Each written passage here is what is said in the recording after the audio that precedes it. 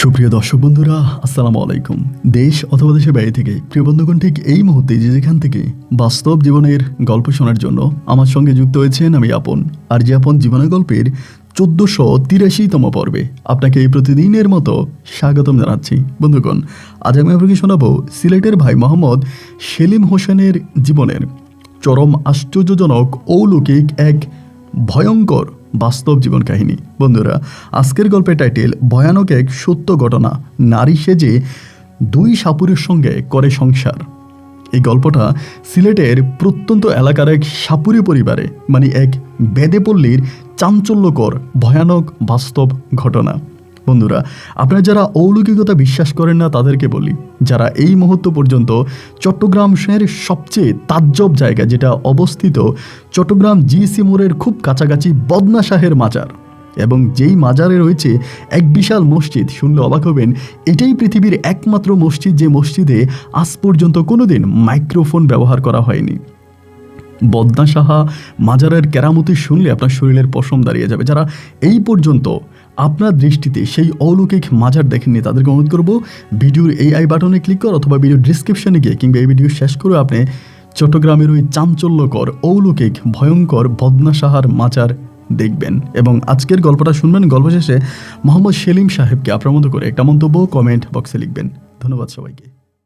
সুপ্রিয় বন্ধুগণ, আসসালামু আলাইকুম। আমরা মোহাম্মদ সেলিম হোসেন, আমার বাড়ি সিলেট বিভাগে। বন্ধুরা, আমি আমার জীবনের গল্পটা শুরু করার শুরুতে আপনাদেরকে আমার পরিবারের সম্বন্ধে জানিয়ে রাখি। আমার পরিবারে আমি আছি, আমার বাবা আছে, মা আছে, রয়েছে আমার বড় 3টা বোন আর বড় একটা ভাই। আমরা টোটাল 2 ভাই 3 বোন। আমাদের পরিবারটা সিলেট বিভাগের অদূরের কোনো এক অজপাড়া গায়ের এক নিম্নবিত্ত পরিবার। আমার বাবা আসলে পেশায় তেমন কিছুই করতো না। মাঝে মাঝে বাবা কাজ করতো, আর বাকি সময়টাই আমার বাবা নেশা পানি করে বেড়াতো। এক কথায় বলতে গেলে আমার বাবা আমাদের এলাকার খুব নগণ্য একজন ব্যক্তি ছিলেন। তিনি নেশা করতেন এবং খারাপভাবে জীবনযাপন করতেন। আমাদের এলাকাতে আপনার ইটের ব্যবসা, এক কথায় বলতে গেলে পাথরের ব্যবসা অনেক ভালো হতো। মাঝে মাঝে আমার আব্বা পাথরের কাজে যাইতেন এবং পাথরের কাজে যাইতেন, যা টাকা ইনকাম করতেন তা বসে বসে কয়েকদিন ধরে নেশা করেই শেষ করতেন। আবার টাকা পুড়িয়ে গেলে আবারও পাথরের কাছে যেতেন, টাকা ইনকাম করতেন। কিন্তু কোনোদিনও বাবা তার ইনকামের একটা টাকাও আমাদের সংসারের জন্য দিতেন না। আমাদের পরিবারের জন্য সম্পূর্ণভাবে করে আসতেন। ছোটোবেলা থেকে আমি দেখে আসছি আমার মামারা আমার নানু বাড়ি থেকে প্রায় প্রতি মাসে আমাদের জন্য টাকা পাঠাতো এবং সেই টাকা দিয়ে আমরা ভাই বোন খাইতাম। তার পাশাপাশি আমার মাও মানুষের বাড়িতে এখানে সেখানে টুকিটাকি কাজকাম করতো। যদিও আমার মা যে টাকা ইনকাম করতো, রাতের বেলায় আমার বাবা নেশা করে এসে আমার মাকে মেরে আমার মায়ের কাছ থেকে ওই টাকা নিয়ে যেত। কোনো দিনও আমার বাবা আমাদের সংসারে শান্তি দেয়নি। এরকম ছোটোবেলার দৃশ্যগুলো দেখতে দেখতে আমি আস্তে আস্তে করে বড় হচ্ছিলাম। আমাদের এলাকাটায় একটা নদী ভিত্তিক এলাকা বলা চলে, কারণ আমাদের বাড়ির পাশেই রয়েছে বিশাল একটা খাল। বছরের বেশিরভাগ সময় আমাদের এলাকাতে পানি জমে থাকে, যার কারণে দেখা যায় বেশিরভাগ মানুষরাই বিলে থেকে মাছ মেরে তারপরে মাছ দিয়ে ভাত খায়। আমাদের এলাকাতে অনেক মানুষের ঘরে ঘরে বিলের মাছ পাওয়া যায় এবং ছোটোবেলা থেকে আমরা একরকম সাপ দেখতে দেখতেই বড় হয়েছি। দেখা যায় বিলের পানিতে বা উঁচু কোনো জায়গায় সবসময় বিষাদর সাপের আর আনাগোনা করতো। কিন্তু একটা অবাক করা বিষয় কি ভাই জানেন, ছোটোবেলা থেকেই না আমি সাপ ধরাতে খুব পারদর্শী ছিলাম। এলাকার যদিও কোথাও কেউ কোনো ভয়ানক সাপ দেখতো, আমার থেকে অনেক বড় মানুষ মুরব্বীরও যদি কোথাও সাপ দেখতো, তখন তারা আমাকে খবর দিত, বলতো সেলিমকে ডেকে আন, এবং আমি গিয়ে সাপ ধরে ফেলতে পারতাম। আমার মাঝে সাপ ধরার এক অলৌকিকতা ক্ষমতা ছিল, মানে সাপ ধরে ফেলতে পারতাম এবং খুবই ভয়ঙ্কর ভয়ঙ্কর জায়গায় গিয়েও আমি সাপ ধরতাম। ছোটোবেলা থেকে আমি সাপ ধরায় পারদর্শী ছিলাম। এই করতে করতে আমি মোটামুটি প্রায় অনেকটাই বড় হয়ে যাই। আমার বয়স তখন প্রায় আনুমানিক 13 থেকে 14 বছরের কাছাকাছি, এবং ওই 13-14 বছরে আমি পরিবারের হাল ধরি। আমার যে বড় ভাইয়েরা আছে তারাও পরিবারের জন্য কাজ করে, আমার বড় বোনেরাও কাজ করে এবং আমিও তখন পরিবারের জন্য কাজ করতে থাকি। সেই সময়টাতে আব্বা আর আমাদের পরিবারে আসতো না। আব্বা এখানে সেখানে ঘুরে বেড়াতো এবং আমার বড় ভাইয়ের সঙ্গে আমার আব্বার খুব ঝগড়া হয়। আমার বড় ভাই আমার আব্বাকে মেরে বাড়ি থেকে বের করে দেয়। এরপর থেকে আমার বাবা আর বাড়িতে আসে না, ওই নেশাপানি করে কাজকাম করে ওরকম করে রাস্তাঘাটেই দিন কাটাতো। তো এরকম করে 13-14 বছর বয়সে একদিন হলো কি, সকালবেলা অনেক দূর থেকে একটা লোক আসছিল গাড়ি নিয়ে আমার কাছে। আমি তখন কাজ করতেছিলাম। পরে এসে বলল, তোমার নাম কি সেলিম? আমি বললাম জি। বলে, তোমাকে নিয়ে যাবো এক জায়গায় একটা সাপ ধরার জন্য। তা আমি বললাম যে দেখেন, আমি তো দূরে, মানে অনেক দূরে। আমি বললাম এত দূরে যাব না, আমি এত দূরে গিয়ে সাপ ধরি না। উনি আমাকে বলে, তোমাকে অনেক ভালো টাকা দেওয়া হবে, আমার সঙ্গে চলো, এবং ওখানকার মানুষগুলো খুবই ভালো। আমি যেতে চাই নাই, তারপর উনি একরকম জোর করে আমাকে নিয়ে রওনা দিল। ওনার সঙ্গে সেখানে গেলাম। যাওয়ার পরে দেখলাম যে উৎসব জনতা, মানে সেখানে প্রচুর মানুষ, এবং সেখানে একটা ভয়ানক আকৃতির সাপ, তারা বলল গর্তের মধ্যে আছে। এবং আমি আমার টেকনিক দ্বারা ওই গর্ত থেকে সাপটাকে ধরে ফেলি। সাপটাকে ধরে সাপটাকে বস্তায় ভরবো, এই সময় হঠাৎ করে একজন সাপুরে সর্দার আসে, মানে বেদেপল্লীর কোনো এক সর্দার হবে, উনি আসে। এবং ওনাকে দেখেই বোঝা গেল তিনি খালি গায়ে আছে এবং একটা লাল লুঙ্গি পরে আছে। দেখেই মনে হলো কোনো এক বেদে সর্দার হবে। আমার দিকে বড় বড় চোখ করে তাকিয়ে আছে এবং বলল, দেখি সাপটা। বস্তা ফাঁক করে তিনি তখন সাপটাকে দেখলেন এবং দেখে বস্তার ভিতরে হাত বুলিয়ে তিনি সাপটাকে বের করলেন।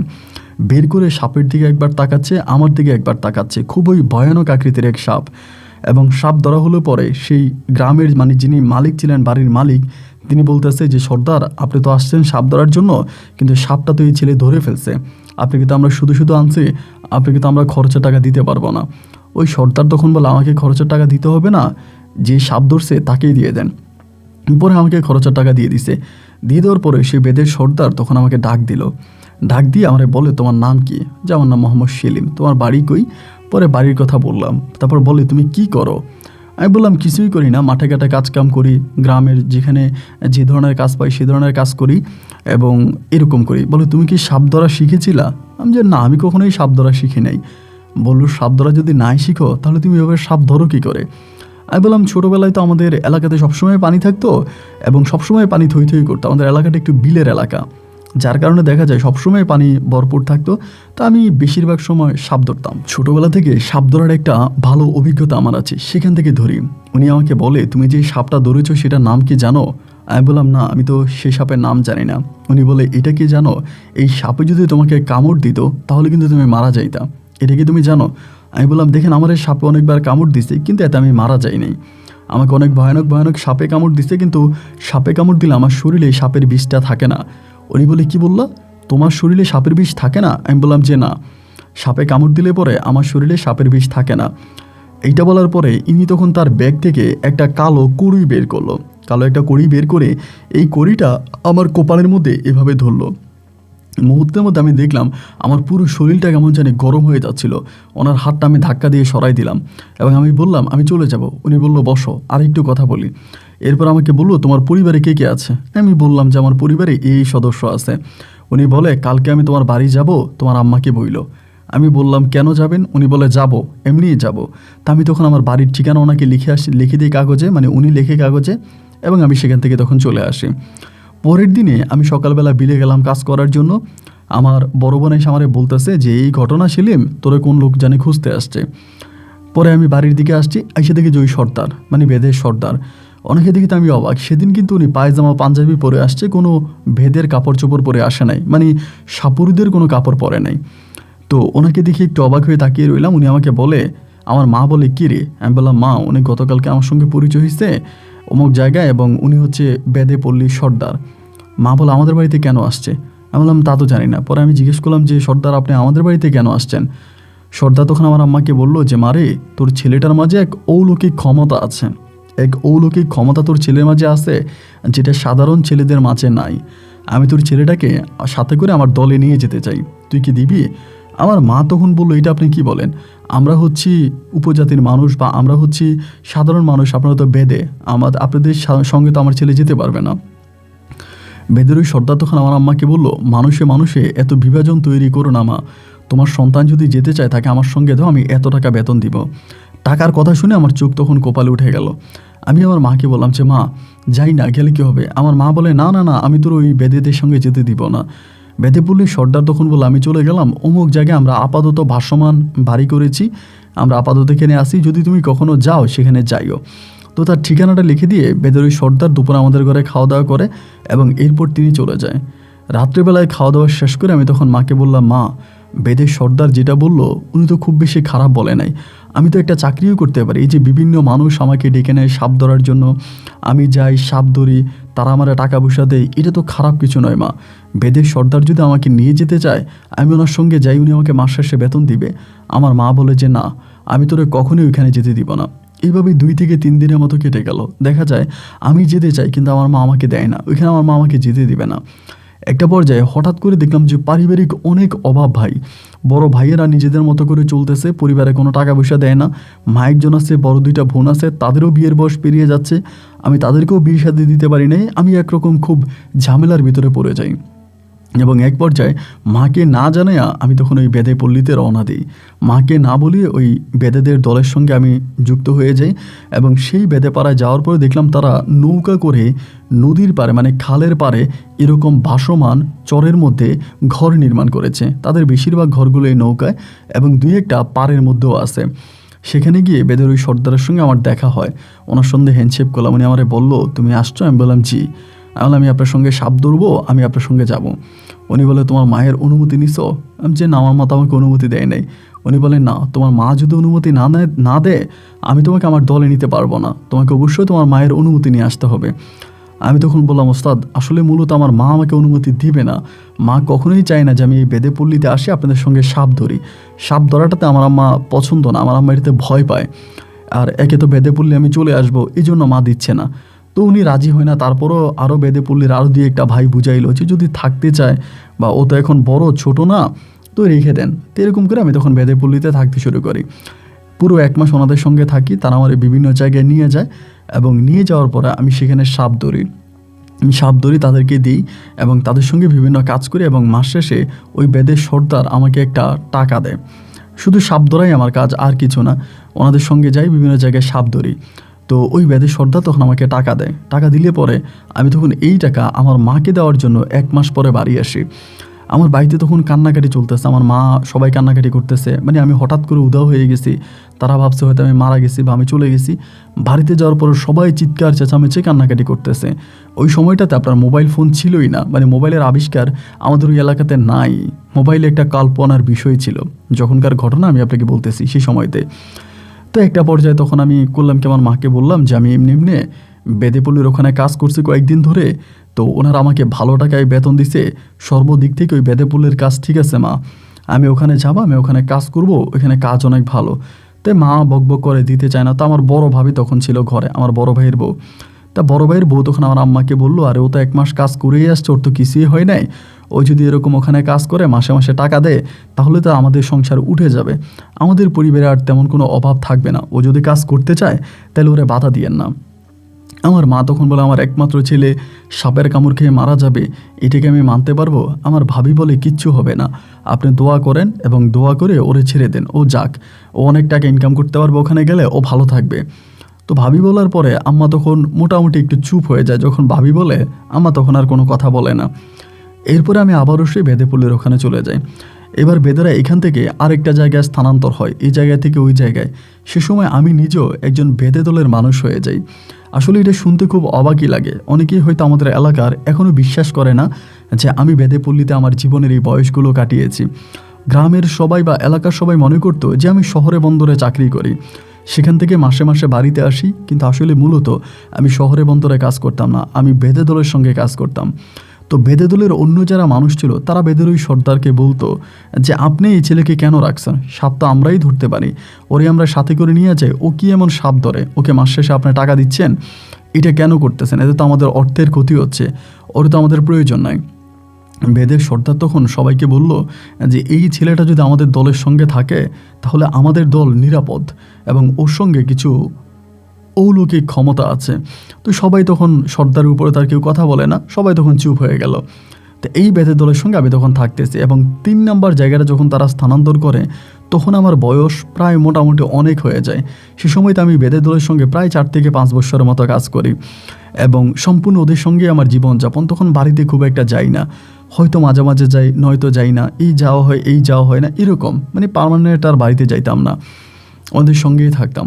এই করতে করতে একটা সময় ওই বেদে দলের লোকেরা একটা জায়গার মধ্যে নোঙ্গর করে এবং ওই জায়গাটা অনেক সুন্দর ছিল, খালের মধ্যে অনেক সুন্দর ছিল।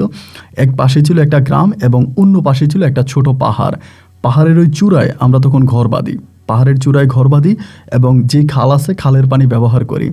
জায়গাটা অনেক সুন্দর ছিল, দেখতেই অনেকটা শীতল হয়ে যায়। সে সময় আমাদের দলে নতুন একজন সদস্য আসে। উনি আগে আমাদের দলে ছিল না, উনি নতুন আসে, অন্য কোনো দল থেকে আমাদের দলে আসে এবং ওনার নাম ছিল হচ্ছে বাহারউদ্দিন, মানে আমরা সবাই বাহার ভাই বলতাম। এবং বাহার ভাই অনেক মধুর বাঁশি বাজাইতে পারতো, মানে ওনার বাঁশির সুর যে এত সুন্দর ছিল, এত মিষ্টি ছিল যে কেউ ওনার বাঁশির সুর শুনলে নিভৃতে ঘুমিয়ে যেতে পারবে। ওনার মুখে একদিন বাঁশির সুর শুনে আমি পাগল হয়ে গেলাম। একদিন অনেক অনুরোধ করলাম, বাহার ভাই আপনি আজকে একটু বাঁশি বাজান, আমি একটু আপনার বাঁশির সুর শুনি। তো উনি বলে যে না, বেদে পল্লীর ভিতরে বাঁশি বাজানো নিষেধ আছে, এটা ওস্তাদের নিষেধ, বাঁশি বাজানো যাবে না, এতে সাপেদের ঘুমে সমস্যা হয় এবং সাপেরা উত্তপ্ত হয়ে যায়। যেহেতু বেদের প্রতিটা ঘরে ঘরেই সাপ রাখা আছে, বললো যে না, সাপেদের ঘুমে সমস্যা হয়, এই জন্য বেদে পল্লীর ভিতরে বাঁশি বাজানো নিষেধ, ওস্তাদ যদি শুনতে পায় বাঁশি বাজাইছি তাহলে রাগ করবে। তা আমার ভিতরে তখন ইচ্ছা জাগলো যে আমি বাঁশি বাজানো শিখবো, কীভাবে বাঁশি বাজায় আমি বাঁশি বাজানো শিখবো, এরকম একটা ইচ্ছা তখন আমার মনে জাগে। এবং সেখান থেকে আমি তখন বাহার ভাইকে বললাম যে ভাই আপনি তো অনেক মধুর বাঁশি বাজান, আপনার বাঁশির অনেক সুর অনেক সুন্দর, একটা কাজ করেন আমার একটু বাঁশি বাজানো শেখান, আমি একটু বাঁশি বাজানো শিখতে চাই। উনি আমাকে বলে যে না, তুমি পারবা না, এটা তো সহজ কাজ না। আমি তখন অনুরোধ করতেছি, ভাই আপনি আমাকে একটু শেখান, আপনি আমাকে একটু শেখান। উনি বলে দেখো, দিনের বেলায় তো আর শেখানো যাবে না, রাতের বেলায় আমি তোমাকে নিয়ে ওই পাহাড়ের চূড়ায় ওই দিকে যাব, মানে পাহাড়ের ওই পারে যাব এবং সেখানে গিয়ে আমি তোমাকে বাঁশি বাজানো শেখাবো, যাতে বাঁশির ওই সুর আমার পাড়ার দিকে না আসে। আমি তখন বললাম ভাই ঠিক আছে। মানে হঠাৎ করে বাঁশির সুর শোনার জন্য, মানে বাঁশি বাজানো শেখার জন্য আমি মোটামুটি একটু বিকল হয়ে পড়লাম। তারপরে তিনি আমাকে করলো কি, রাতের বেলায় যখন মধ্যরাত, পাড়ার সবাই ঘুমিয়ে গেছে, আমাদের বেদে পাড়ার সবাই ঘুমিয়ে যেত, এই সময়টাতে উনি আমারে বলতো যে সেলিম চলো। আমি তখন তারে নিয়ে ওই পাহাড়ের ওই প্রান্তে চলে যেতাম, মানে এক প্রান্তে ছিল আমাদের খাল, আমাদের বসতি, এবং অন্য প্রান্তে খালি ছিল, ওই প্রান্তে তখন চলে যেতাম। খালের ওই পারে গিয়ে, মানে ওই খালের ওই পার না, মানে পাহাড়ের ওই পারে গিয়ে তখন উনি বাঁশি বাজাইতো, আমি ওনার সঙ্গে বসে থাকতাম। বাঁশির সুর এত মধুর ছিল ভাই, এত মিষ্টি করে বাঁশি বাজাইতো উনি, আমি চেয়ে থাকতাম, মানে এত ভালো লাগতো। এবং প্রতিদিন আমি তার কাছে বাঁশি বাজানো শিখতাম এবং বাঁশি বাজানো শিখতাম, খুব মনোযোগ দিয়ে শিখতাম। উনি বাজাইতো, আমি মানে শিখতাম, এবং এমন করতে করতে মোটামুটি একটা পর্যায়ে আমি খুব ভালো বাঁশি বাজাইতে পারি এবং উনি আমাকে খুব ভালো বাঁশি বাজানো শিখিয়ে দেয়। ইতিমধ্যে এই বিষয়টা আমাদের এলাকার যে সর্দার আছে, মানে আমাদের যে সর্দার আছে বেদের ওই সর্দার তখন বিষয়টা জেনে যায়। তখন আমরা এখানে পার্মানেন্টলি থাকার জন্য অনুমতি পেয়ে যাই, মানে এই জায়গাটা যার, সেটা একটা মহিলা, এবং আমাদের বেদেপল্লীরে এক বোন ওই মহিলাটাকে বাঁচায় সাপের কামড় থেকে। এবং মহিলা তখন বলে দেয় তোমাদের বিভিন্ন জায়গায় যাওয়ার প্রয়োজন নাই, তোমরা এই জায়গাটার মধ্যেই থাকো, এই জায়গাটা অনেক ভালো, এখানেই থাকো। মহিলা তখন আমাদেরকে ওখানে রাখে, যার জন্য আমরা একটানা বহু বছর বেদেপল্লীর মানুষরা ওই জায়গাটার মধ্যে থাকি। আচ্ছা যাই হোক, তো এরপরে আমার ওস্তাদ যখন জানতে পারে, আমাদের সর্দার যখন জানতে পারে যে বাহার ভাই আমাদেরকে বাঁশি বাজানো শিখাইছে আমারে, এবং ওস্তাদ তখন খুব রেগে যায়, মানে আমাদের সর্দার খুব রেগে যায় এবং বাহার ভাইকে দল থেকে বের করে দিবে, মানে আমাদের বেদেপল্লী থেকে বের করে দিবে, এমন একটা পরিস্থিতি তখন তৈরি হয়ে যায়। যাই হোক, আমি তখন আমার ওস্তাদরে বুঝাই, আমার সর্দারে বুঝাই যে যাই হোক, যেটাই হয়েছে আপনি রাগ করবেন না, এমন কিছুই হবে না। এই বুঝিয়ে শুনিয়ে দেওয়ার পরে তখন বাহার ভাই আবারও শান্ত হয়, আমার যিনি হচ্ছে সর্দার ছিলেন তিনিও শান্ত হয়। এবার করতাম কি ভাই, বাঁশির সুরের প্রতি আমার এক অন্যরকম আকর্ষণ জমে যায়। মধ্যরাত আমি যখন বাহার ভাইতে বলতাম, বাহার ভাই চলেন আমরা পাহাড়ের ওই পারে গিয়ে বাঁশি বাজাই, উনি বলে না না, আমি আর যাব না, ওস্তাদ খুব রাগ করছে, বাঁশি বাজানো যাবেই না, যদি বাজাতে হয় তুমি একাই যাও। আমি বললাম দুর্গময় পাহাড়ের ওই পারে গিয়ে আমি বাঁশি বাজাবো, আমার একা একা ভয় লাগে, চলেন না আপনি, আমি বাঁশি বাজাবো। উনি আমাকে বলে যে না রে ভাই, আমি যাব না, আমার সত্যিই ভয় লাগে, মানে আমার সত্যিই ভয় লাগে, যদি আমাদের সর্দার জানে সমস্যা হবে, তুমি একাই যাও। তো একটা পর্যায়ে উনি যখন আসে না, তখন আমি একাই পাহাড়ের ওই পাড়টাতে গিয়ে তখন বাঁশি বাজাইতাম। প্রতি রাতের বেলায় চন্দ্রিমা রাতে পাহাড়ের চূড়ায় বসে বাঁশি বাজানোর মজাটাই ছিল আলাদা। মনে হতো যেন বাঁশির ওই সুর পাহাড়ের আঁকা বাঁকায় রাস্তা ধরে, ওই পথ ধরে আমার বাঁশির সুর যেন ভেয়ে যাচ্ছিল, গ্রাম থেকে গ্রাম বাঁশির সুর ছড়িয়ে যাচ্ছিল গভীর রাতে। তো এরকম করে বাঁশি বাজাইতাম, এমন করে প্রায় প্রতি রাতেই সারাদিন বেদে পল্লী লোকদের সঙ্গে ঘুরতাম, তাদের সঙ্গে তাদের কাজকাম করতাম এবং রাতের বেলায় নিজে নিজে বাঁশি নিয়ে সেখানে চলে যেতাম। সেই সময়টাতে আমি নিজেও বেদের দলের একজন সদস্য হয়ে যাই। তখন আমি বাড়িতে যাই না, 2 মাস 3 মাসও বাড়িতে যাই না। ওই সময় আমার ভাইরা সবাই বিয়ে করে ফেলে। আমার যে বড় 2 বোন ছিল, ওই বড় 2 বোনেরও বিয়ে হয়ে যায়। মামাদের সাহায্য সহযোগিতায় মোটামুটি আমাদের পরিবারটা তখনও ওভাবেই চলতো। তো আমি পরিবারে যাইতাম, 3 মাস 4 মাস পরে যায় টাকা দিয়ে আসতাম। এরকম করে বাঁশি বাজাইতাম। একদিন হলো কি, বাঁশি বাজাচ্ছিলাম, এমন সময় হঠাৎ করে আমি একটা নূপুরের শব্দ শুনতে পাইলাম। একটা নূপুরের ঝুমুর একটা নূপুরের শব্দ শুনতে পাইলাম এবং নূপুরের ওই শব্দটা শোনার পরে আমি একটু চমকে গেলাম। কি ব্যাপার, দুর্গম পাহাড়ের এখানে এই মধ্যরাতে নূপুরের শব্দ আসলো কোত্থেকে? আমি তখন ওখান থেকে উঠে দাঁড়ালাম। দাঁড়ার পর দেখলাম গ্রাম থেকে, মানে ওই পাশে একটা গ্রাম আছে, পাহাড়ের ওই কোল ঘেঁষে একটা গ্রাম আছে, সেই গ্রামের দিক থেকে সাদা পোশাক পরা অবস্থায় কে জানি একটা আসতেছে। তার পায়ের ওই নূপুরের শব্দ এখান পর্যন্ত শোনা যাচ্ছে। আমি তখন বাঁশি বাজানো বন্ধ করে সে জায়গাটা দাঁড়িয়ে গেলাম এবং আস্তে আস্তে করে দেখলাম যে উনি আমার কাছ পর্যন্ত আসছে। আসার পরে দেখলাম উনি একটা মেয়ে মানুষ, বাট দেখতে অনেক সুন্দর, মানে এত সুন্দর যা বলার মতো না। আমার দিকে তাকিয়ে হাসি দিচ্ছে। আমি তখন বললাম যে আপনি কে? পরে বলে আমার নাম নার্গিস। আমি বললাম, নার্গিস, আপনি এত রাতের বেলা এখানে কেন আসছেন? পরে বলে, প্রতিদিন এখান থেকে বাঁশির সুর যায়, দক্ষিণা বাতাসে বাঁশির সুরে আমি ঘুমোতে পারি না।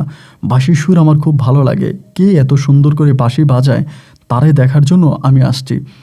আমি বললাম, আপনার গ্রাম কোনটা? বলে, ওই যে পাহাড়ের নিচে যেই গ্রামগুলো দেখতেছেন, যে বাড়িগুলো দেখতেছেন, ওইটাই আমার বাড়ি, আমি সেখানেই থাকি। আমি বললাম যে, ও আচ্ছা, তো আপনি কি জানেন আমি তো বেদে পল্লীর মানুষ? বলে, হ্যাঁ জানি, ওই পারে যে বেদেরা থাকে পাহাড়ের ওই পারে, ওই বেদেদের সঙ্গে আপনি থাকেন। আমি বললাম, হ্যাঁ বেদের সঙ্গে থাকি, কিন্তু আপনি যে এত রাতেরবেলা এখানে আসছেন, এটা যদি কেউ দেখে ফেলে তাহলে তো বড় ধরনের সমস্যা হয়ে যাবে, হয়তো আমাকে দল থেকে বেরও করে দিতে পারে, যদিও আমাদের দলের নিষেধ আছে রাতের বেলায় বাঁশি বাজানো। মেয়েটা তখন আমাকে বলে, আমি কারো কাছে বলবো না, আর এলাকার কোনো লোক এখানে আসবেও না, আপনি একটু বাঁশি বাজান, আমি আপনার বাঁশির সুর শুনে এখান থেকে চলে যাব। তো আমি তখন বাঁশি বাজাইতেছি, উনি তখন আমার সঙ্গে বসে আছে। আমার ভিতরে তাকে নিয়ে কোনো রকমের খারাপ চিন্তাভাবনা আসে নাই। তিনি আমার পাশে বসে আছে, আমি বাঁশি বাজাচ্ছি, কেন জানি তার প্রতি আমার মায়াই লাগতেছে, কোনো খারাপ লাগা কাজ করতেছে না। এইভাবে 1 দিন 2 দিন 3 দিন করে সময়গুলো কাটতেছে এবং এরকম করে সময়গুলো পাস হতে হতে একটা পর্যায়ে মেয়েটার প্রতি আমার এক ধরনের দুর্বলতা কাজ করতে শুরু হয়। প্রায় সপ্তাহখানিকের মতো মেয়েটা এখানে আসে এবং প্রতি রাতেই সে আসতো, আমি বাঁশি বাজাতাম, এখানে এসে বসে থাকতো। সপ্তাহখানিক পরে একটা পর্যায়ে হঠাৎ করে কি হলো, ওর আসা বন্ধ হয়ে গেল। সপ্তাহখানিক পরে ও আর আসে না। ও যখন আসে না তখন আমার ভিতরে অনেকটা কষ্ট জমা গেল। কি ব্যাপার, ও আসে না কেন? আগে তো প্রতি রাতে আসতো এবং আমি ওর বাঁশির সুর শুনতাম, কিন্তু হঠাৎ করে ও আসা বন্ধ করে দিল কেন? কোনোভাবেই বুঝতে পারতেছিলাম না যে কেন হঠাৎ করে ও আসা বন্ধ করে দিল। এইভাবে 2 দিন 3 দিন কেটে গেল, মানে 2 দিন 3 রাত কেটে গেল। আমি প্রতি রাতে পাহাড়ের চূড়ায় উঠতাম এবং বাঁশিতে ফু দিয়ে বাঁশি বাজাইতাম, কিন্তু ওর কোনো সন্ধান আমি পেতাম না, ও আমার কাছে আসতোই না। ভিতরটাতে তখন খুব খারাপ লাগা কাজ করতেছিল, কি ব্যাপার, আসে না কেন? এইভাবে 3-4 দিন পার হয়ে যাওয়ার পরে আমি ভাবলাম যে মেয়েটার কোনো সমস্যা হলো কি না।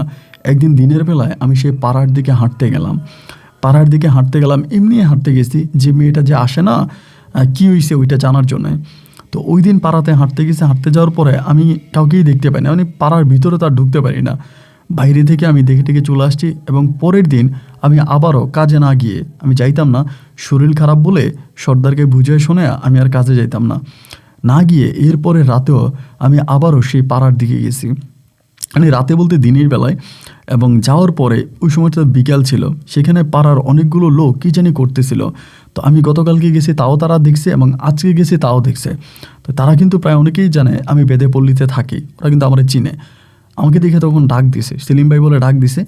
আমি তখন আগে গিয়েছি, যাওয়ার পরে বলে, এখানে কোথায় আসছেন? আমি বললাম, না রে ভাই, কোথাও আসি নেই, এমনি হাঁটতেছি। উনি বলে, এটা তো একটা মানুষের বসতি, এখানে গ্রামের মানুষ বসবাস করে, নারী পুরুষ সবাই হাঁটা চলা করে, আপনি বেদে পল্লীর মানুষ, আপনার বাসা হচ্ছে ওই দিকে, আপনি সেই নদীর ঘাট থেকে এখানে আসেন কেন? এবং গতকালকে রাতেও আসছেন, আজকে কেন আসছেন? পরে আমি চিন্তা করলাম যে ওনাদেরকে যদি বলি তাহলে তারা তো খারাপ কিছু হবে না, এটা আমার চিনে, যেহেতু আমি বেদে পল্লীতে কাজ করি, তাদের সঙ্গে আমার একটা ভালো সম্পর্ক আছে। তো সেই জায়গা থেকে আমি তখন বললাম, দেখেন, এই পাড়ার একটা মেয়ে আছে নার্গিস নামের, আপনারা চিনেন কি না? এইটা বলাতেই 2টা ছেলে দাঁড়ায় গেল, বলে, হ্যাঁ চিনি তো। আমি বললাম, মেয়েটা কি আছে বাড়িতে? পরে বলে, হ্যাঁ আছে তো, কী হয়েছে? আমি বললাম, দেখেন মেয়েটার সঙ্গে একটু কথা বলার জন্য আসছি। এটা বলা মাত্রই দুইটা ছেলে ধাপ করে আমার কলার চেপে ধরে আমার সঙ্গে খারাপ ব্যবহার করতে শুরু করে এবং বলে, তুই হচ্ছিস বেদে, তুই বেদে পল্লীতে কাজ করিস, তুই বেদের ছেলে, তুই এখানে আমাদের নার্গিসকে খুঁজতে আসছিস কেন? এই বলে আমাকে মারতে শুরু করে। কয়েকটা ঘুষি দিয়ে বসে এবং বসে তাদের এলাকার যিনি মানে কোনো এক লোক আছে আর কি, মাতবর টাইপের, ওই মাতবরের কাছে তখন আমাকে নিয়ে যায়। মাতবরের কাছে যখন নিয়ে যায় তখন প্রায় সন্ধ্যে হয়ে গেছে, মাগরিবের পর নিলে পরে মাতবরে তখন তারা ডাইকা বলে যে, মাতবর সাহেব, এমন এমন ঘটনা, এই বেদের ছেলে বেদে পল্লীতে থাকে, আমাদের পাড়ার নার্গিসরে বিরক্ত করতেছে আজকে 2 দিন ধরে, আজকে সরাসরি আমাদেরকে বলতেছে নার্গিসরে ডেকে দেওয়ার জন্য। পরে মাতবর আমারে জিজ্ঞেস করার পর আমি কোনো কিছু বলি না। পরে তাদেরকে বললো, একটা কাজ কর, যা বেদের যে সর্দার আছে ওই সর্দারকে ডেকে আন। পাড়ার ওই ছেলেগুলো তখন গিয়ে আমার ওস্তাদকে মানে আমার সর্দারকে তখন ডেকে আনলো। ডেকে আনার পরে ওই সর্দার তখন বলল, দেখেন ও তো আসলে আমাদের পাড়ার কেউ না, ও মূলত হচ্ছে গিয়ে আপনার এই মানে আমাদের দলেরও কেউ না, ও আপনাদের মতোই মানুষ, আপনাদেরই বংশের, কিন্তু ও অনেক বছর ধরে আমাদের সঙ্গে আছে। তো ওই মাতবা তখন বলে, দেখেন ওর নামে একটা বদনাম আছে, এবং যে বদনামের কারণে আমাদের পাড়ার ছেলেরা ওকে আমার কাছে ধরে আনছে। যেহেতু আপনি একজন সর্দার, আপনাকে ডেকে পাঠাইছি বা আপনি আসছেন, আপনার সম্মানের দিকে তাকিয়ে আমি তাকে ছেড়ে দিব। তবে আমার অনুরোধ হচ্ছে, আপনি হয় এই বেদেপল্লী ছেড়ে চলে যাবেন, মানে এই এলাকা ছেড়ে চলে যাবেন, আর নয়তো আপনার দল থেকে তাকে বের করে দিবেন। এবং এইটা বলার পর আমি তখন মানে আমার সর্দারের দিকে তাকায় আছি। সর্দার বলে, হ্যাঁ, আপনি যে 2টা বলছেন 2টার একটা আমি করব, আপনি ভয় পাবেন না, আমি 2টার একটা করব। এটা বলার পরেই তখন আমাকে ছেড়ে দিল। আমার সর্দার তখন আমাকে নিয়ে আসতেছে, এবং আস্তে আস্তে সর্দার তখন কোনো কিছুই বললো না। আমার সর্দার এতটাই ভালো ছিল, আমাদের সর্দার এতটাই ভালো, উনি আমাকে কিচ্ছু না বলে শুধু বলল যে, আমাকে বলে, সেলিম তুমি কি চাও, আমরা এই এলাকা ছেড়ে চলে যাই, নাকি তুমি আমাদের দল থেকে চলে যাবা? ওনার এই কথাটা আমি খুব কষ্ট পাইছি, এবং কষ্ট পেয়ে আমি যেটা চিন্তা করলাম, দেখেন মূলত আমাদের ওই বেদের দলেদের থাকার কোনো জায়গা ছিল না। আমরা 15 দিন এই ঘাটে, 15 দিন ওই ঘাটে, এরকম করে আমরা বিভিন্ন ঘাটে জীবনযাপন করতাম। আমাদের নিজস্ব কোনো স্থায়ী ঠিকানা ছিল না। তো যেহেতু আমাদের নিজস্ব একটা স্থায়ী ঠিকানা হলো, বা আমাদের নিজেদের একটা ঠিকানা হলো, অথচ আমার জন্য বেদেপল্লীর এতগুলো মানুষের ঠিকানা ছেড়ে চলে যেতে হবে, এইটা আমার কাছে একরকম খুব কষ্টদায়ক মনে হলো। যে না, এটা আসলে আমার জন্য কেন বেদের এতগুলো মানুষ কষ্ট পাবে, এইটা হতে পারে না, এইটা আমি করব না। আমি তখন বেদের ওই সর্দারকে বললাম যে, সর্দার, আমি একটা কাজ করে আমি এই পাড়া ছেড়ে চলে যাই, মানে আপনাদের সঙ্গে আমি না থাকি, আপনাদের দল থেকে আমি চলে যাই, তাহলে তো আপনাদের আর এখান থেকে চলে যেতে হবে না। সর্দার তখন আমাকে বলল যে, দেখো তুমি যদি না যাও তাহলে যে মাতবরের কাছে আমি গেলাম, এই মাতবর কিন্তু এই এলাকার খুব খারাপ লোক, তিনি আইসা তোমারে খুঁজবে, খোঁজার পর যদি তিনি সত্যি তোমাকে আমাদের ওই পাড়ার মধ্যে পায়, তাহলে কিন্তু আমাদের ঘরবাড়ির মধ্যে সব আগুন লাগাই দিবে, আমাদের নৌকাগুলো পোড়ায় দেবে। এই লোকটা কিন্তু ভালো না, ওরে আমি বহু বছর ধরে চিনি। পরে আমি বললাম, না সর্দার, আমি এখান থেকে চলে যাব। তো সেই রাতের বেলায় সর্দারের সঙ্গে ছিলাম, থাকার পরে পরের দিন আমি চলে যাব। মানে পাড়ার সবাই তো ধরেন সকালবেলা বিভিন্ন কাজে চলে গেছে, কেউ সাপ ধরে, কেউ শিঙ্গা লাগায়, এবং কেউ হচ্ছে মানে এক একজনে এক এক ধরনের কাজের সঙ্গে যুক্ত আছে। তো সবাই সবার মতো করে বিভিন্ন কাজে চলে গেছে। বাট এই সর্দার তখন আমাকে বলতেছে যে, মানে কান্না করতেছে একরকম, মানে ওনার সঙ্গে তো আমার সম্পর্কটা খুবই ভালো, এত বছর ধরে আমরা একসঙ্গে আছি, একসঙ্গে কাজ করতেছি, এবং উনি আমাকে এই দলে নিয়ে আসছে, আজকে বহু বছর ধরে ওনার সঙ্গে কাজ করি। তো মানে কী করবো আসলে ঠিক বুঝতে পারতেছিলাম না, কান্না করতেছিলাম। এবং একটা পর্যায়ে দল ছেড়ে তখন আমি চলে যাব বাড়িতে। দল ছেড়ে দিলাম, এবং ছেড়ে দিয়ে তখন আমি বাড়িতে চলে গেছি, মানে পুরোপুরিভাবে এখান থেকে ছেড়ে বাড়িতে চলে গেছি। বাড়িতে যাওয়ার পরে এই যে আমার মা আছে, বাবা আছে, বাবা তখন বাড়িতে চলে আসে, মানে নেশা টেশা ছেড়ে দেয়, মোটামুটি ভালো হয়ে যায়। বড় ভাইয়া আমাদের সঙ্গে থাকে, বড় ভাইয়ের সঙ্গে ভাইয়া তখন মানে আব্বু তখন বাড়িতে। তাই আমি বাড়িতে গেছি। বাড়িতে যাওয়ার পরে আসলে তেমন কিছু করতে পারতাম না। মেয়েটার সঙ্গে আমার দেখা ছিল মাত্র একটা সপ্তাহ। এই একটা সপ্তাহে প্রায় প্রতি রাতে ও এখানে আসতো, এবং ওই প্রতি রাতে ওর প্রতি আমার কেন জানি এক অন্যরকম মায়া জমে গেছিলো। এই মায়ার টানে আমি কোনোভাবে ওকে ছাড়তে পারতেছি না, ওকে ভুলতে পারতেছি না, মানে কোনোভাবে ওকে ভুলতে পারতেছে না। মানে ভিতরে এক অন্যরকম মায়া জন্মে গেছে, মানে খুবভাবে তারা ভালোবেসে ফেলছে। এরকম করে অনেকগুলো দিন কেটে গেল, বাড়ির মধ্যে পড়ে আসছি, কোথাও যাই না, কোনো কাজকামও করি না, এবং একরকম ওই সময়টাতে আমি আমার পরিবারের বোঝা হয়ে গেছিলাম। তো এই করতে করতে তখন আমি চিন্তা করছি, এভাবে আর থাকবো না, দেখি অন্য কোনো বেদের দলে ঢোকা যায় কিনা। মানে বেদের দলে আমাকে যে দলে তারা রাখছিল, ওই দলে কিন্তু আমার তেমন কোনো কাজ ছিল না, কিন্তু তারপরেও আমাদের ওই দলের সর্দার শুধু আমাকে ভালোবেসে তার দলে তিনি আমাকে জায়গা দিয়েছে। আসলে এরকমভাবে আমাকে রাখার তাদের কোনো প্রয়োজনই ছিল না। তারপরেও তার ভালোবাসায় আমি সিদ্ধ ছিলাম, তিনি আমাকে ওখানে রেখেছে। তো সেই জায়গা থেকে যখন চলে আসি, এরপরে নতুন করে কাজ খুঁজতেছিলাম। তো এরকম করতে করতে তখন আর বেদের কাজ করি না, এমন করতে করতে আমি তখন আমাদের এলাকা থেকে বেশ দূরের একটা জায়গায় একটা চাকরি পাইছি, এবং চাকরিটা ছিল একটা ইটের ভাটায়। ইটের ভাটায় একটা চাকরি। তো আমি তখন ওই ইটের ভাটায় ঢুকবো। তো গিয়ে ওই ইটের ভাটায় কাজ করা শুরু করলাম। আসলে ইটের ভাটায় কাজ আমার শরীরে সইতেছিল না, কারণ আমি তো মানে আরাম প্রিয়সী একজন মানুষ, বেশিরভাগ আরামে থাকতাম, এবং ময়লা কাদা ডোবা এগুলো আমার ভালো লাগতো না। তো হঠাৎ করে যখন এরকম একটা অবস্থা হয়ে গেল, বা কাজের যখন এত অপরিবর্তিত অবস্থা হলো, আমি কয়েকদিন ধরে কাজ করে মোটামুটি অনেকটা অসুস্থ হয়ে গেছি। তো অসুস্থ হয়ে যাওয়ার পরে আমরা যেখানে কাজ করতাম সেখানে একটা হোটেল থেকে খাবার দেওয়া হতো। মানে অনেক লোক আছে যারা রান্নাবান্না করতো না, তাদেরকে হোটেল থেকে খাবার দেওয়া হতো। এটা হচ্ছে ওই আপনার মানে যেই মানে ব্রিকফিল্ড আছে, ব্রিকফিল্ডের অনেকটা দূরে, মানে ইটভাটার অনেকটা দূরে। তো ইটভাটার অনেকটা দূর থেকে যে লোকটা আমাদেরকে খাবার দেওয়া যেত হোটেল থেকে, এই লোকটার একদিন আমি বললাম যে ভাই, আমি তো এখানে কাজ করি, এখানে তো কাজ করতে পারি না, আমার শরীরে দেয় না, আপনি দুই দিকে কোনো কাজের সন্ধান আছে কিনা বা কোনো কাজ করা যাবে কিনা। উনি বলে, আমাদের এখানে কাজের সন্ধান নাই, তবে আমার একটা পরিচিত জায়গা আছে, ওইখানে কাজ আছে, কিন্তু এটা এখান থেকে অনেক দূরে। তো ওই কাজটা কিন্তু অন্য একটা কাজ, এটা আপনি করতে পারবেন? আমি বললাম, অন্য কাজ সমস্যা নাই, যে কোনো কাজ আমি করব। বলে, এই ধরনের কাজই, তবে এটা একটু অন্যরকম। আমি যে অন্যরকম সমস্যা না, আমি করব। পরে আমাকে বললো মাটি কাটার কাজ। মাটি কাটার একটা কাজ আছে, কিন্তু বেতন ভালো। তো আমি ভাবলাম যে ইটের ভাটায় ওই গরমটা আমার সহ্য হয় না, যে ইটের একটা হাট, ওই গরমের হাটটা আমি নিতে পারি না। তো এই কারণে আমি বললাম যে মাটি কাটার, এবং বেতনটাও শুনলাম তার মাধ্যমে যে বেতনটা অনেক ভালো। তো বেতনটা যখন অনেক ভালো, আমি তখন বললাম ঠিক আছে, আমি ওখানে কাজ করব। তো তখন তারা ওখানে একটা মানে আপনার কি জানি একটা খনন করতেছিল আর কি, ওইখানে কাজের জন্য তখন আমাকে নিয়ে যায়। তা আমি তখন ওইখানে মানে এই লোকটার সঙ্গে কথা বলি, সেখানে কাজে চলে যাই। তো ওইখানে প্রায় আমি 3 মাসের মতো কাজ করি। 3 মাসে ভালো টাকাই পাই, এবং 3 মাস পাওয়ার পর আমার শরীর তখন খুব খারাপ হয়ে যায়, মানে এই সমস্ত জিনিস আর সহ্য হয় না। 3 মাস কাজ করে আমি পুনরায় আবার বাড়িতে চলে যাই। বাড়িতে যাওয়ার পর আমার মা তখন সিদ্ধান্ত নিল যে আমাকে বিয়ে করাবে। তো আব্বা আম্মা দুজনেই সিদ্ধান্ত নিয়েছে আমাকে বিয়ে করাবে। তা আমাকে বিয়ে করানোর জন্য বিভিন্ন জায়গায় মেয়ে খুঁজতেছে, মানে এই পাড়ায় ও পাড়ায় অনেক জায়গায় মেয়ে খোঁজে, কিন্তু কোনো বেটাই তার মেয়েরা আমার কাছে বিয়ে দিতে রাজি হয় না। রাজি হয় না, তার কারণ হচ্ছে একটাই, সেটা হচ্ছে আমি বেদে পল্লীর মানুষ, আমি অনেক বছর ধরে বেদেদের সঙ্গে ছিলাম, মানে আমি বাইদ্যানী ছেলে, এই জন্য কেউ আমার কাছে তার মেয়েকে বিয়ে দিবে না। আমার আব্বা আমার সবার কাছে বলতো, তো বেদের সঙ্গে ছিল, এখানে কাজ করতো, এবং মাস শেষেও আমাদেরকে টাকা দিত, তো এদের স্থায়ী না। সবাই বলে না, বেদের মানে বেদে পল্লীতে আমি কাজ করছি, এই কারণে কেউ আমার কাছে কোনো মেয়ে বিয়ে দেয় না। এই করে বাড়িতে অনেক দিন ধরে ছিলাম, থাকার পরে দেখলাম যে না, আসলে কোনোভাবেই আমি মানে কোনো কিছু করতে পারি না, মানে কোনো রকমের কাজের কোনো সুযোগও নাই, এবং কেউ আমার কাছে মেয়ে বিয়েও দেয় না, বিয়ে শাদিও করতে পারি না। বয়সও প্রায় তখন অনেকটা হয়ে গেছিলো, বিয়ের বয়স প্রায় পেরিয়ে যাওয়ার মতো অবস্থা।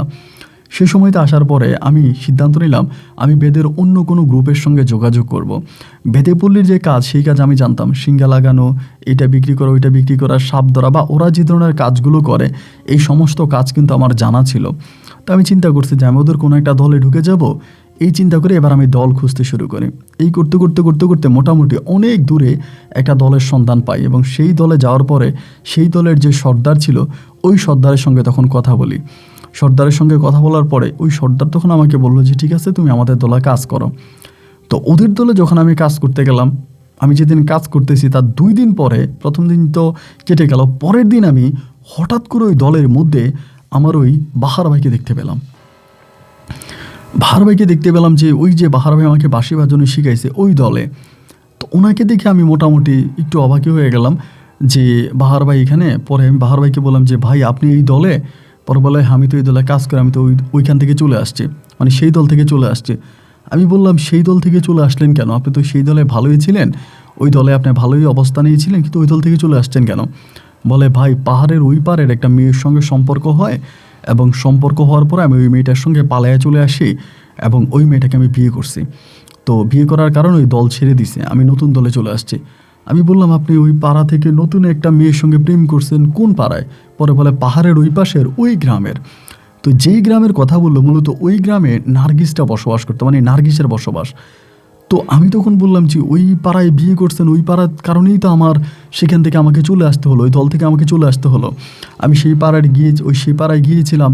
তো পরে ওই পাড়ার জন্যই তো আমাকে সেই দল থেকে বহিষ্কার করা হলো, বা আমি দল থেকে চলে আসছি। কিন্তু আপনি সেই দলের থেকে ওই পাড়ার কোন মেয়েরই বিয়ে করছেন? মেয়ের নাম কি? উনি তখন আমাকে বলতেছে যে মেয়ের নাম হচ্ছে নার্গিস।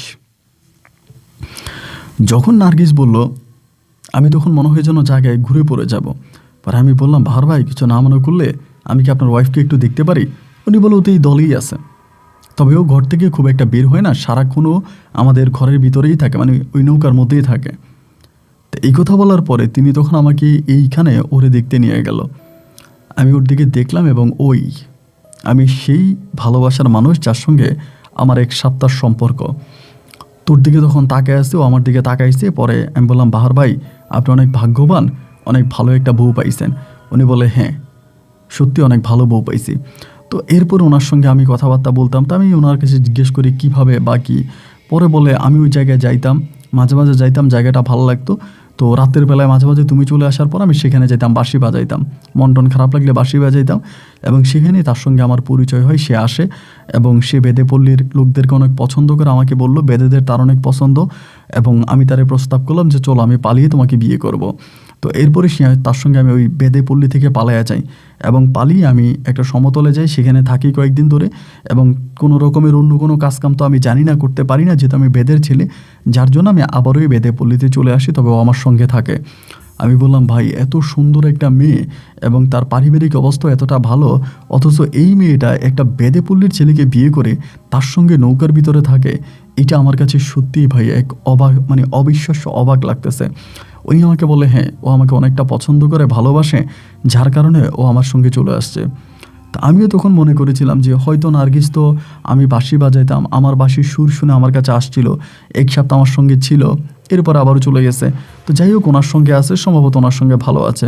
তো সেখানকারই প্রায় 10 নম্বর যে নৌকাটা আছে, ওই 10 নম্বর নৌকাতে আমি থাকতাম, উনি আর ওনার বউ মিলে তারা 3 নম্বর নৌকাতে থাকতো। এভাবে আরও কয়েকটা দিন কেটে গেল। কয়েকটা দিন কেটে যাওয়ার পরে একদিন পাড়ার সবাই তখন কাজে চলে গেল। আমি সেদিন চিন্তা করছি আমি কাজে যাব না, আমি সেদিন কাজে না যাওয়ার একটা পরিকল্পনা করে ওই নৌকার মধ্যেই আছি। নৌকার মধ্যে থেকে একটা পর্যায়ে যখন সবাই কাজে চলে গেল, বিশেষ করে বাহার বায়ু চলে গেছে, সে সময় তখন আমি আস্তে আস্তে করে ওই নার্গিসের ডিলার দিকে যাচ্ছি। ও ডিলার কাছে যাওয়ার পরে ডিলার সামনে দাঁড়ায়া ওরে ডাক দিলাম, নার্গিস ঘরে আছেন? নার্গিস ভাবি।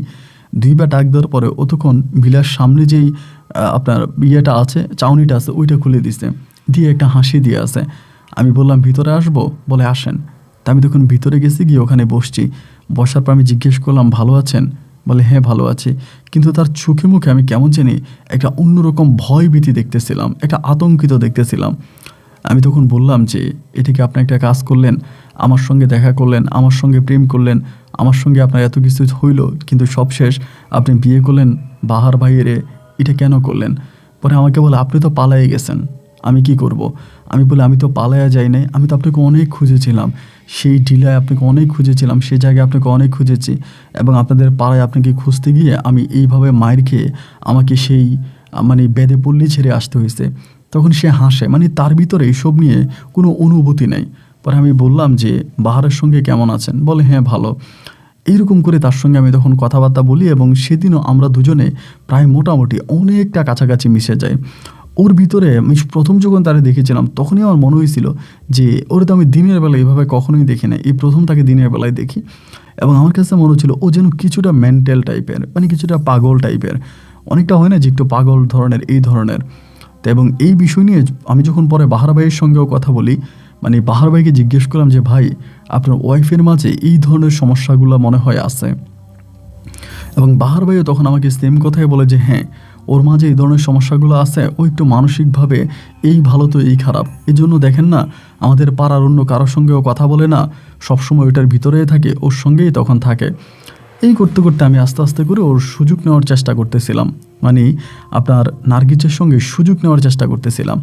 আস্তে আস্তে করে যখন ধরেন আপনার বাহার ভাই যখন কাজে চলে যেত বা পাড়ায় চলে যেত, সেই সময়টাতে আমি তখন নার্গিসের কাছে আসতাম।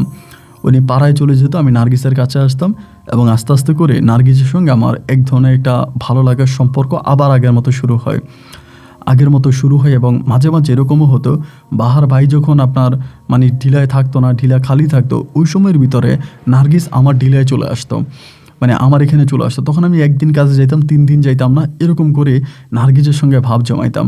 মাঝে মাঝে রাতের বেলায়ও যখন বাহার ভাই বাইরের সাইডে যাইতো, নার্গিস তখন আমার ঢিলায়, মানে আমার ওই রুমে চলে আসতো। এইরকম করে নার্গিস আমার সঙ্গেও সংসার করতো, মানে আমার সঙ্গেও থাকতো এবং একইভাবে বাহার ভাইয়ের সঙ্গেও থাকতো। এইরকম করে দুটো সঙ্গের মাধ্যমে তখন ও চলতেছে। পরে আমি ওকে বললাম, তুমি বাহার ভাইকে ছেড়ে দাও, বাহার ভাইকে ছেড়ে দিয়ে আমার কাছে চলে আসো, আমি তোমাকে আমার কাছে রাখবো, অনেক ভালো রাখবো, তুমি কোনো কষ্টে থাকবে না, কোনো দুঃখে থাকবে না, আমি তোমার সব কষ্ট দূর করে দেবো, আমার সঙ্গে থাকো। ও বলে যে আসবো, আমি আসবো, এগুলো আমাকে বলে, আসবো তোমার সঙ্গেই থাকবো, এগুলো বলে। এই করতে করতে 1 দিন 2 দিন 3 দিন 4 দিন করে সময়গুলো সামনে দিয়ে কাটতেছে। এভাবে হলো কি, আস্তে আস্তে করে বাহার ভাইও মনে হয় ডাউট করে ফেলছে। বাহার ভাইও মনে হয় সন্দেহ করছে যে তার বউ আমার কাছে আসে বা আমার সঙ্গে থাকে, আমার সঙ্গে তার একটা সম্পর্ক আছে। এবং বাহার ভাই যে তারে বিয়ে করে আনছে এটাও কিন্তু বেশি দিন হয় নাই, কয়েকটা মাস হয়েছে এরকম আর কি। মানে বাহার ভাই যে তারা ওই জায়গা থেকে নিয়ে আসছে সেটাও কয়েকটা মাস হয়েছে। তো এরপরে হলো কি, এইভাবে সময়গুলো মানে এইভাবে দিন আর রাতগুলো কাটতে কাটতে একটা সময় বাহার ভাই হঠাৎ করে পুরো বিষয়টা বুঝে যায়। এবং বুঝে যাওয়ার পরে আমাদের বেদের দলের যে সর্দার আছে, সর্দারের কাছে তখন বাহার ভাই বিচার দেয় যে এই ঘটনা। তখন সর্দার বাহার ভাইকে বলে, এই মেয়েটা তো আমাদের দলের কোনো মেয়ে না, এই আমার দলের বাইরের মেয়ে, ওরে তুমি আমাদের দলে আনছো কেন, এটাই তো অপরাধ, এই মেয়েটাকে আমাদের দল থেকে বের করে দাও। একইভাবে বাহার ভাইও তখন বলে, সেলিমও তো আমাদের দলের কেউ না, আপনি তো সেলিমকে আমাদের দলে আনছেন। এই নিয়ে ধরেন বাহার ভাইয়ের সঙ্গে আমার তখন একটা ঝগড়া ঝাঁটি ঝামেলা। এমন করতে করতে একদিন আমাদের দলে একজন পুরনো আপনার আসবে, মানে অনেক পুরনো একজন, উনি হচ্ছে আপনার মানে আমাদের বেদেদের ভিতরে মানে এক কথায় বলতে গেলে গুরু, আমাদের সবার গুরু আর কি। ওই গুরু একদিন আমাদের পাড়ায় আসবে। তা আমাদের পাড়ায় যখন আসবে সেদিন সবাই মোটামুটি রান্না বান্না এটা ওইটা নিয়ে মানে আয়োজন, গুরুকে কী খাওয়াবে, কীভাবে খাওয়াবে, কার ঘর থেকে কী দেওয়া হবে, কোন ঢিলা থেকে কী যাবে, এই নিয়ে মোটামুটি সবাই তখন একটু ব্যস্ততার সময় পার করতেছে। তো আমরা সেদিন একটা ছোটোখাটো অনুষ্ঠানের মতো করি, দিনে 3টা বাজে তখন আমাদের ওই গুরু তখন আমাদের ওই ঢিলাতে আসে, মানে আমাদের ওই পাড়ায় আসে। আসার পরে সবাই ধরেন তখন রান্না বান্না করে ওনারে দেওয়া হলো, খাওয়া হলো। এই নিয়ে তখন এই কথার মাঝে এক কথায় 2 কথায় তখন এই বাহার ভাইয়ের সঙ্গে আমার একটা দ্বন্দ্ব লেগে গেল ওই যেদিন উনি আসবে সেদিন। এবং দ্বন্দ্ব লাগার পরেই মানে মোটামুটি একটু কথা কাটাকাটি হয়েছে, ধাক্কাধাক্কি হয়েছে।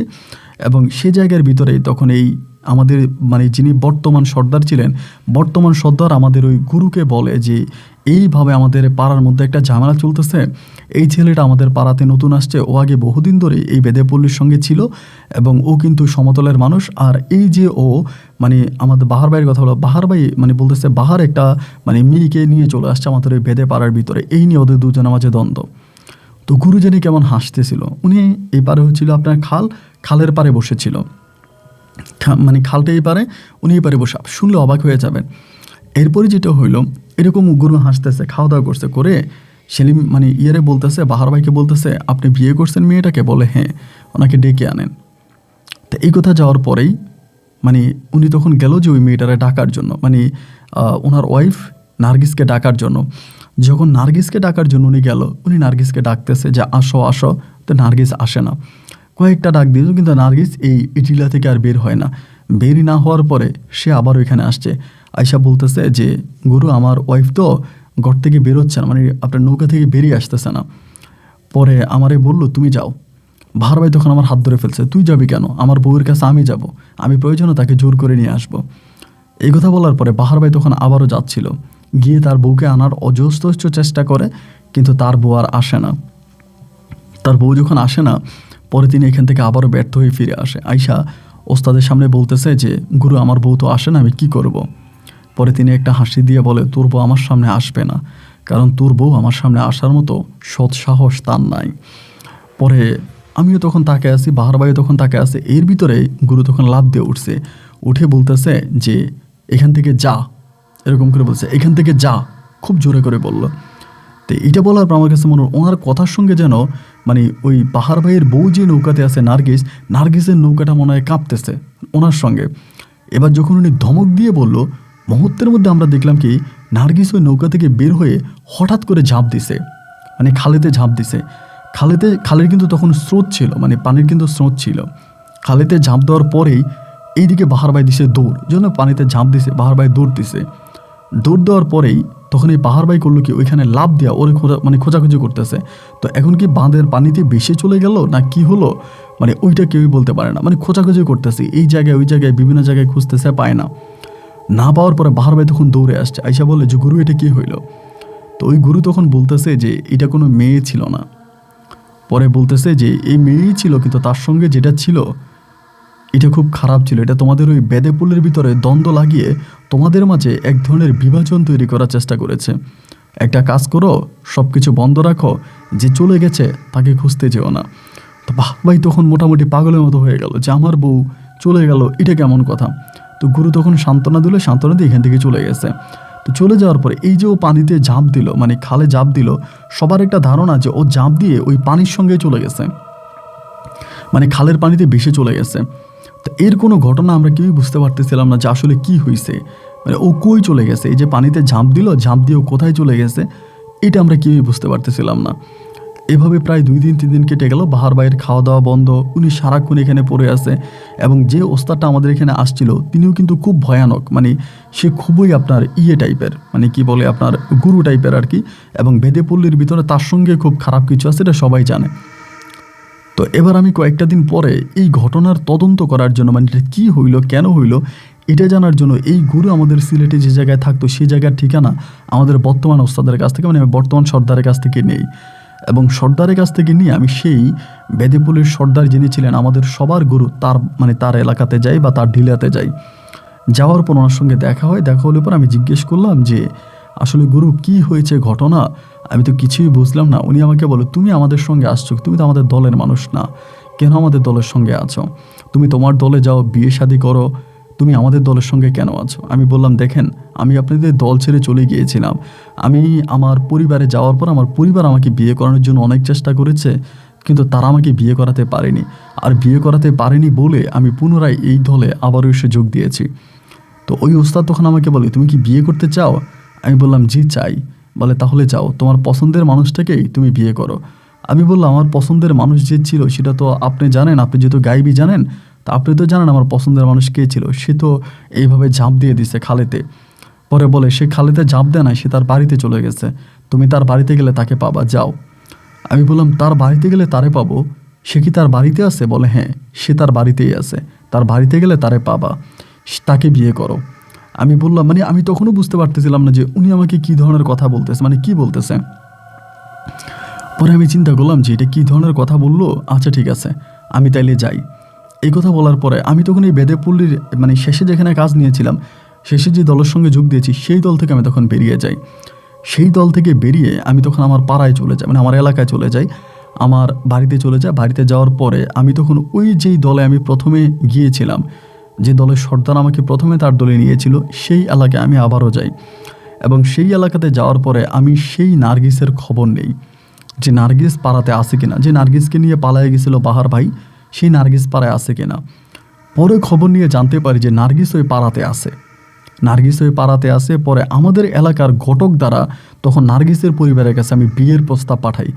তো এখন এখানে একটা বিষয় আমার মাথায় আসলো যে নার্গিস তো সেখানে ঝাঁপ দিল, এই যে তোমার নিজের চোখে দেখা, এবং সে তো অনেক মাস ধরে সেখানে পাড়ার সবার সঙ্গে ছিল, সেখানে বাহার ভাইয়ের সঙ্গে সংসারও করেছে এবং পানিতে সে ঝাঁপ দিয়েছে।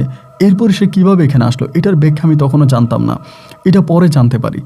এরপরে যেটা হইলো, আমার ঘটক দ্বারা যখন আমি বিয়ের প্রস্তাব পাঠাইলাম, সেখানে নার্গিসের পরিবারের সঙ্গে কথা বলার জন্য আমি, আমার মা সহ আমার বড় ভাই আমরা তখন আসি। এবং আসার পরে আমি নার্গিসকে দেখে অবাক হয়ে গেলাম এইটা ভেবে, মানে এইটা বলে যে নার্গিস আমাকে চিনতেই পারে না।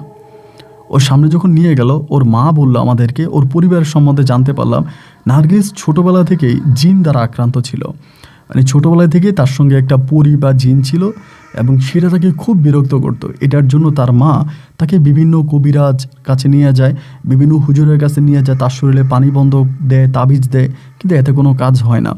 এটা মাঝে মাঝে ওকে নিয়ে যায়, নিয়ে গিয়ে 6 মাস 8 মাস এভাবে রেখে দেয় এবং রেখে দিয়ে আবারও দিয়ে দেয়, আবারও নিয়ে যায়, আবারও দিয়ে যায়, এরকম নাকি তার সঙ্গে করে।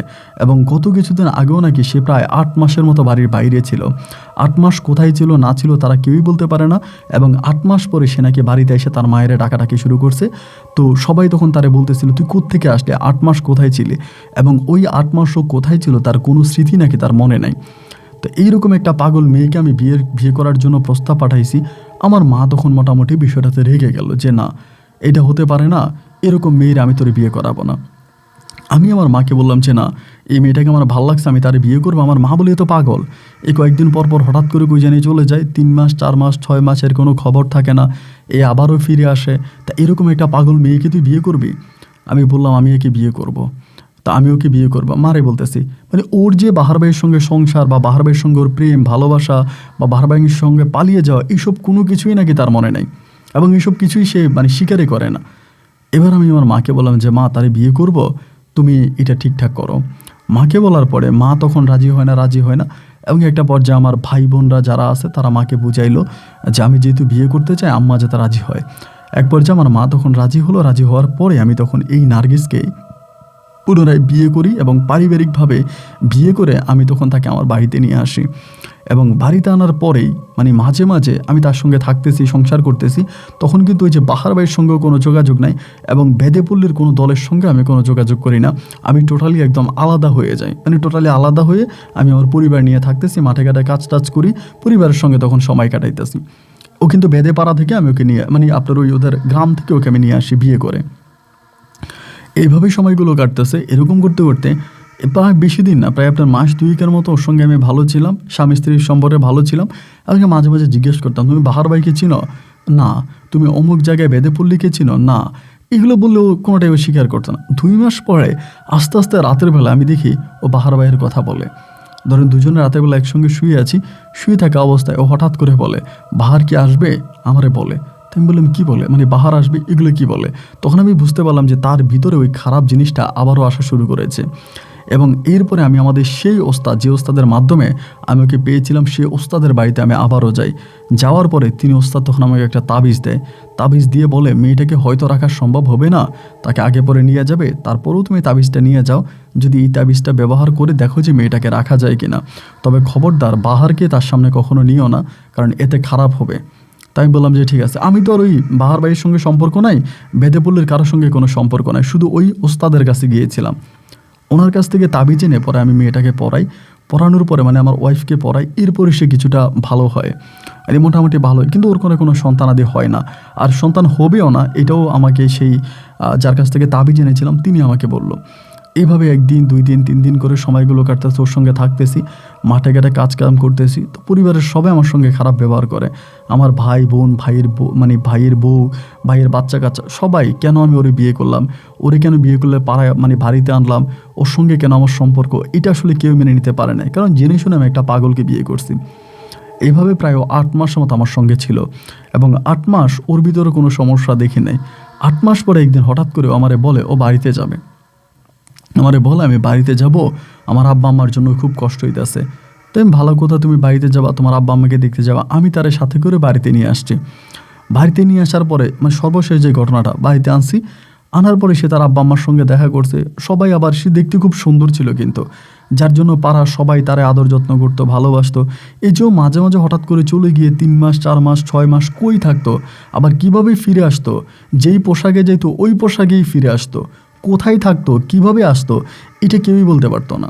এটা ওদের পাড়ার মোটামুটি সবাই জানে। তো এইখানে যাওয়ার পরে একদিন রাতের বেলায় ও আমাকে বলতেছে যে ওইখানে ও যাবে, মানে যেখানে আমি বাঁশি বাজাইতাম প্রথম, যেখানে তার সঙ্গে আমার দেখা, ওইদিকে যাবে, মানে ওই পাহাড়ের সাইডে যাবে। তো আমি বললাম, তুমি পাহাড়ের সাইডে কেন যাবা? আমরা পাহাড়ের সাইডে যাব। তো পাহাড়ের সাইডে যাওয়ার পরে এই পাহাড়ের সাইডে মানে ওই জায়গাটা যেখানে বসে বাঁশি বাজাইতাম সে জায়গায় সে গেছে। যাওয়ার পর আমারে বলতেছে যে আমার হাতের বাঁধনটা খুলে দাও, মানে হাতের তাবিজটা খুলে দাও আমাকে বলতেছে। তা আমি বললাম কেন, তাবিজ খুলবো কেন? তাবিজটা খুলে দাও। আমি বললাম না, তাবিজ খুলবো না। ও বলে তাবিজ না খুললে আমি মরে যাব, এরকম করেই বলে। আমি বললাম কেন তাবিজ খুলবো? আমি তাবিজ খুলবো না, তাবিজ আমি খুলবো না। এই তাবিজ খুলবো না বলাতেও তখন রেগে যায়, মানে রেগে আমার দিকে চোখ লাল করে বসে। তাবিজ খুলবি না কেন? আমি তাবিজ খুলবো না। এই ভিতরেই ও একটা দৌড় দেয়, মানে একটা দৌড়টা দেয়, মানে আমার কাছে মনে যেন বাতাসের মতো চলে যায়, আমার সামনে থেকে একদম বাতাসের মতো চলে যায়।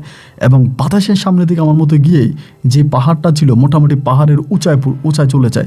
পাহাড়টা এই দিকে ছোট থাকলেও ওই দিকে পাহাড়টা কিন্তু অনেক বড় ছিল। বাম দিকের ওই পাহাড়ের একদম চলে যায়, মানে কয়েক সেকেন্ডের মধ্যে। ওইখান থেকে আমার কাছে মনে হয় অনেক উপর থেকে একটা লাফ মারে নিচের দিকে, এবং নিচের দিকে লাফটা মারে। আমি তখন দিই চিৎকার দিয়ে আমি সেদিকে যাই, সেই যে জায়গার মধ্যে লাফ দিই এটার ভিতরে আপনার ছোটো ছোটো গাছ টাছ ছিল, মানে একটু যেটা বলে সেটা জঙ্গলের মতো আর কি। এখানে সে লাফ দেওয়ার পরে আমি তখন দৌড়ে তার, মানে যেহেতু তারা ওইখানে পাই না, আমি তার পরিবারের কাছে যাই, তাদেরকে বলি যে এই ঘটনা, নার্গিস তো এখান থেকে লাফ দিছে। পরে তারাও দৌড়ে আসে এবং দৌড়ে আসার পরে তারাও ওই জায়গার ভিতরে এসে দেখে যে তারাও খুঁজে পায় না, প্রথমে খুঁজে পায়নি, পরে লাইট দিয়ে এভাবে সেভাবে খোঁজাখুঁজির পরে দেখতে পাইলো সে ওইখানে পড়ে আছে। তবে তার শরীরে কোনো রকমের আঘাতের চিহ্ন নাই, মানে পুরো শরীরে কোথাও এই যে এত উপর থেকে পড়ছে, নিচে অনেক গাছগাছালি আছে, তার তো অনেক কিছু ইনজুরি হওয়ার কথা, শরীরের কোথাও তার কোনো চিহ্ন নাই, কোনো আঘাত নাই, তবে সে মৃত। মানে তাকে নিয়ে যখন তার কোনো নিঃশ্বাস নাই, আমি নাকে হাত দিয়ে দেখলাম, কান দিয়ে দেখলাম যে কোনো নিঃশ্বাস এবং তার শরীরের প্যাটার্ন উঠতেছে না। এইখান থেকে তখন তার এই বাড়িতে একটা কবিরাজের বাড়ি আছে, কবিরাজের বাড়িতে নিয়ে যায়। কবিরাজ মানে ডাক্তার আর কি, সে সময় তো আসলে ডাক্তারদেরকেই কবিরাজ বলা হতো। সেখানে নিয়ে যায়, নিয়ে যাওয়ার পরে তখন দেখা যায় যে সে মারা গেছে। এবং কিভাবে মারা গেল এর কোনো ব্যাখ্যা বা উত্তর আমরা কেউই খুঁজে পেলাম না। ও মারাটা গেল কীভাবে, ওইখান থেকে লাফ দিয়েছে শুধু আমি এটাই দেখেছি। পরে তার বাড়িতেই তার লাশের মানে তার দাফন কাফন হয়, এবং দাফন কাফন হওয়ার পর আমি তার বাড়িতেই আপনার বহুদিন বলতে প্রায় বহু বৎসর, এক কথায় বলতে পেলে প্রায় 7-8 বৎসরের মতো আমি সম্পূর্ণ তার বাড়িতেই কাটাই দিই, তার বাড়ির মধ্যেই থাকি। এবং এই 7-8 বছর আমার জীবনের কোনো রকমের মানে শুধু পাগলের মতো শুধু তার জন্য তার বাড়ির সামনে বসে থাকি। যখন আমি তার পরিবারকে বলি যে আপনাদের মেয়ে এভাবে পাহান নামের এক ছেলের সঙ্গে গিয়ে ওইখানে বহু বছর ধরে বহু মাস ধরে থেকেছে, তার পরিবার এটা বিশ্বাস করে না। এবং পরিশেষে আমি তার পরিবারকে সে বাহার ভাইকে ডেকে আনি, কথা বলায়।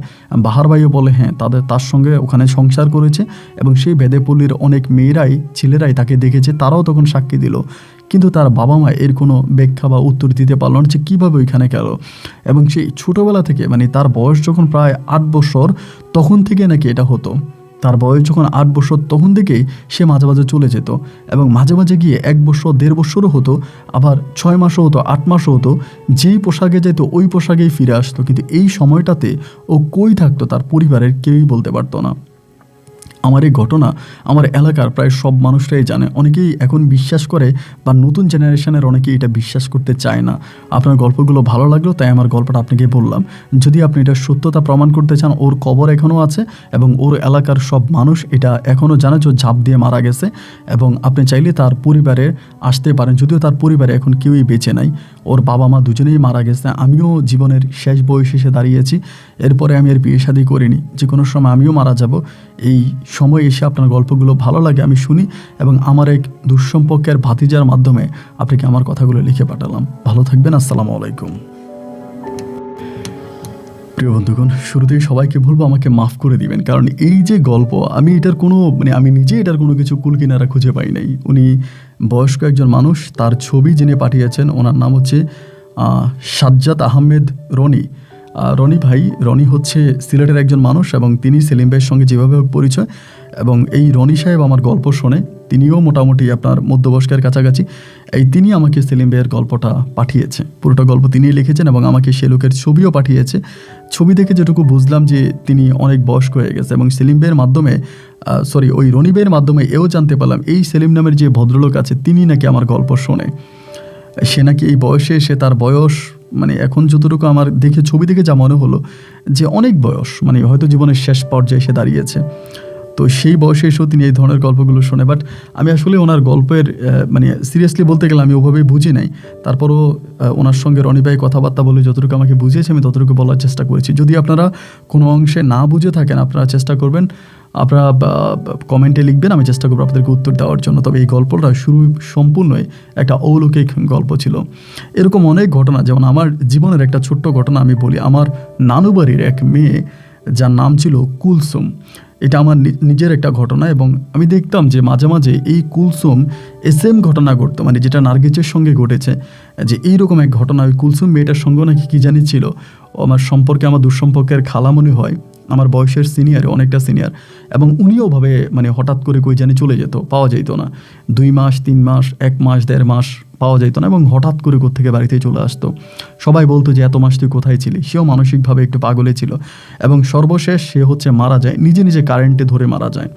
মানে এরকম কারেন্টে ধরে নিজেই সবার সামনে ধরেও মারা যায়, এবং ওর মৃত্যুটাও খুব অলৌকিক ছিল। যেদিন ও মারা যায় সেদিন আমার নানু বাড়িতে আমি ছিলাম, এবং মনে হয় যেন পুরো নানু বাড়িটা সেদিন রাতটা মানে সেই রাতটা এক থমথমে অবস্থা বিরাজ করতেছিল।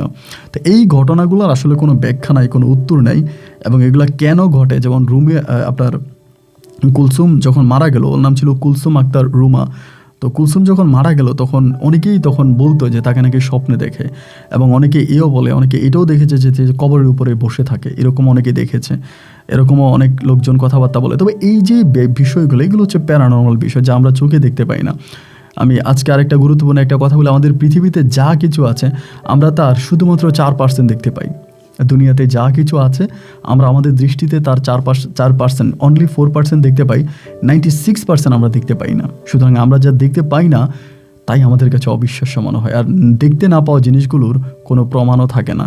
যাই হোক, গল্প কেমন লেগেছে সেটা কমেন্ট বক্সে লিখবেন। প্রিয় বন্ধুরা, সবাই কাছে আবারও বিনীতভাবে রিকোয়েস্ট করি, যারা এখনও চট্টগ্রাম নয় তথা গোটা দুনিয়ার সবচেয়ে তাজ্জব মাজার বা মসজিদ, যেটার নাম হচ্ছে বদনামিয়ার মাজার, ওই বদনামিয়া মাজার যারা দেখেননি, এবং পৃথিবীর একমাত্র বদনামিয়া মাজার বা মসজিদ যেখানে কোনো মাইকের ব্যবহার করা হয় না, কেন মাইক ব্যবহার হয় না, কেন তার নাম বদনামিয়া, জানতে চাইলে আপনারা ভিডিওর এই বাটনে ক্লিক করেন, এখানে ক্লিক করে ভিডিওটা সম্পূর্ণ দেখে নেবেন। আজ এখানে বিদায়, আল্লাহ হাফেজ এন্ড আসসালামু আলাইকুম।